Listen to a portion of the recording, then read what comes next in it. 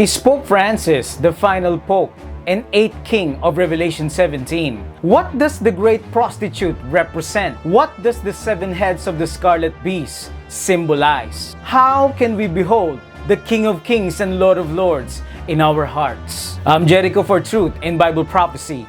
This video focuses in an in-depth study of Revelation 17 and how we can stay close to Jesus, the author and finisher of our faith. Thank you for your kind donations and for subscribing to this channel. May the truth set us free as I present to you the seven kings of Revelation 17.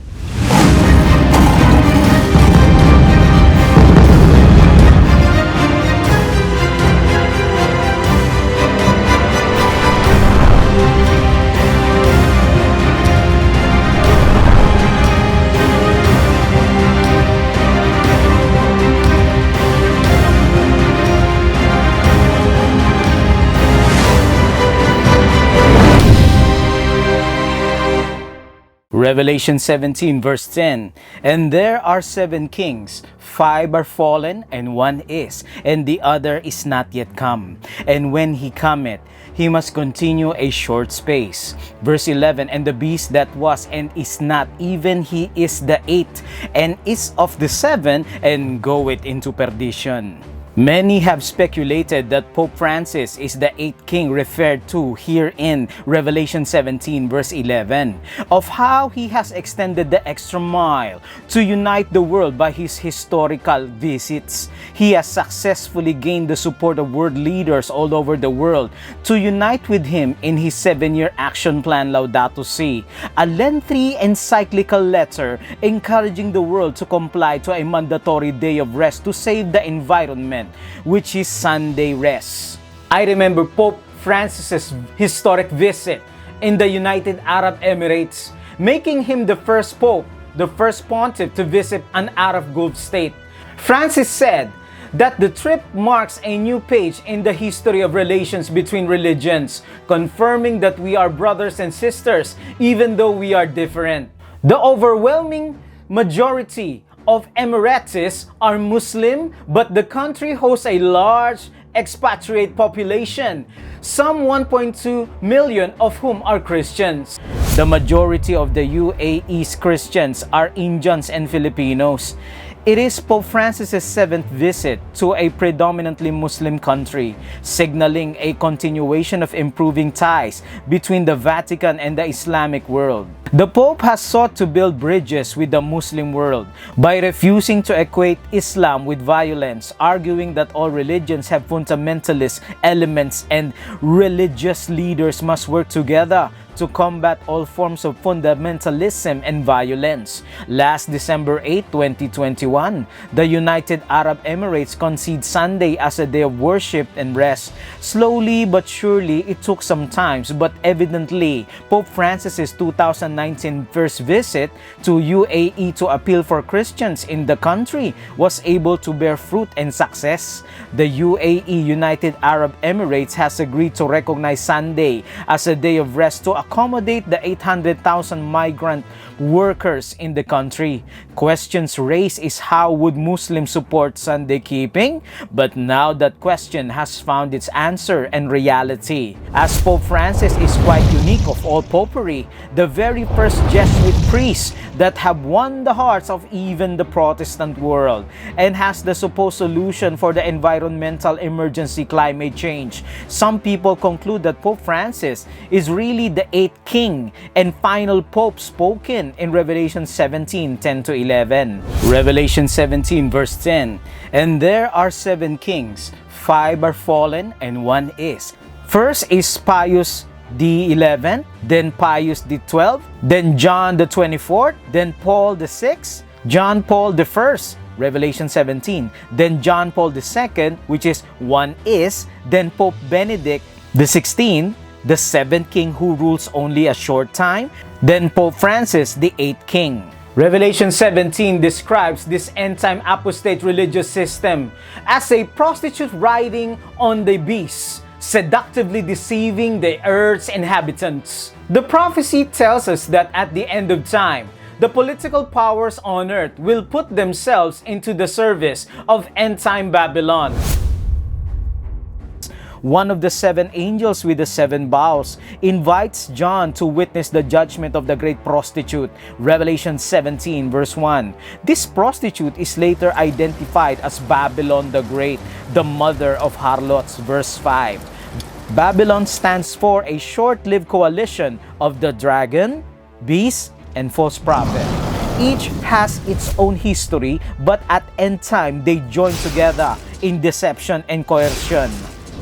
Her daughters are the world's religious powers that will unite with the Satanic Trinity, forming a religious confederacy in the closing days of this earth's history. This explains why the destruction of Babylon is described as splitting into 3 parts. Revelation 16 verse 19. Now the great city was divided into 3 parts, and the cities of the nations fell. And great Babylon was remembered before God, to give her the cup of the wine of the fierceness of his wrath. The angel states that the prostitute Babylon dwells on many waters. Revelation 17 verse 1. Just like in Jeremiah 51 verse 13, it shows that many waters refers to the Euphrates River. The angel later explains to John that these waters symbolize the civil, secular, and popular world powers. Revelation 17 verse 15. That Babylon as the end-time union of religious authorities is pictured as sitting on the worldwide powers.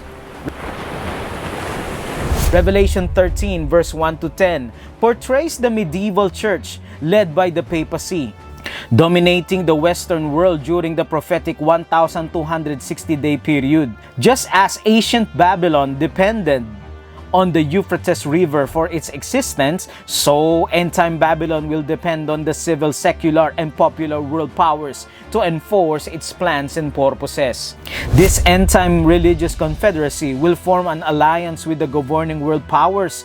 These powers will put themselves into service of this apostate religious system, which will work against Christ and his faithful people during the end-time crisis. The prostitute represents the end-time union of religion. The beast symbolizes the worldwide confederacy of political power. The woman is pictured as extravagantly dressed in purple and scarlet, and lavishly adorned with ornaments of gold and precious stones.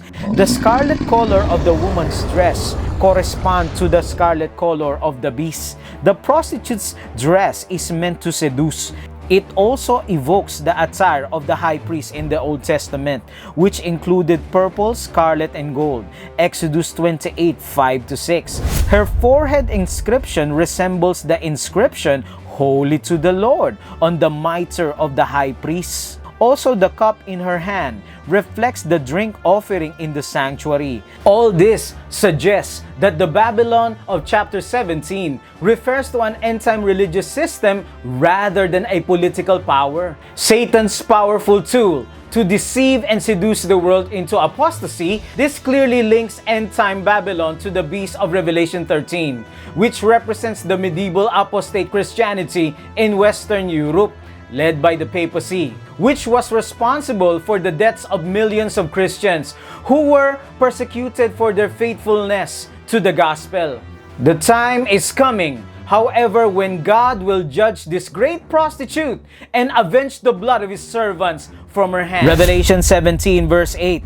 The beast that thou sawest was and is not, and shall ascend out of the bottomless pit and go into perdition. The phrase was and is not and is about to come is first an imitation of the divine name Yahweh, who was and who is coming. Revelation 4 verse 8, saying, "Holy, holy, holy Lord God Almighty, who was and is to come." Second, this tripartite formula further shows that the beast has passed through 3 phases of its existence: past, present, and future. Both beasts are full of blasphemous names and have 7 heads and 10 horns. This shows that the wasp phase of the beast refers to its activities during the prophetic period of 1260 days, also known as the papal persecution. Then with its deadly wound, the beast came into its is not phase. In other words, it disappeared for some time, yet it survived. Finally, when the deadly wound is healed, the beast will come to life again in full satanic rage against God's faithful people during the end time. Revelation 12 verse 17, and the dragon was enraged with the woman, and he went to make war with the rest of her offspring, who keep the commandments of God and have the testimony of Jesus Christ. Revelation 17 thus describes the sea beast of chapter 13. After the healing of its deadly wound, it is upon this resurrected beast at the end-time prostitute Babylon sits. Thus, this end-time religious system, which will play a key role in the final conflict, is a continuation of the religio-political power that harmed and oppressed God's people during the 1260-year prophecy. Revelation thus states that the religion will once again dominate and control politics, as it did during the Middle Ages, albeit for a short time. But there is a noticeable difference between the medieval period and the period at the time of the end. While the sea beast representing the medieval church was a religio-political power, the Scarlet Beast is exclusively a political power. Religious and political powers are distinct at the end of time. The angel explains that the existence and activities of the beast are identified with its heads. Throughout history, the beast has ruled and been active through its heads. The 7 heads are 7 mountains on which the woman sits. Revelation 17 verse 9. The Greek word oros means mountain and not hill, as some translators suggest, thereby trying to show that the city of Rome, situated on 7 hills, can be viewed in the text. However, neither literal hills nor literal mountains are correct here, because the angel immediately explains to John that these 7 mountains actually symbolize 7 kings. Revelation 17 verse 10, and there are 7 kings.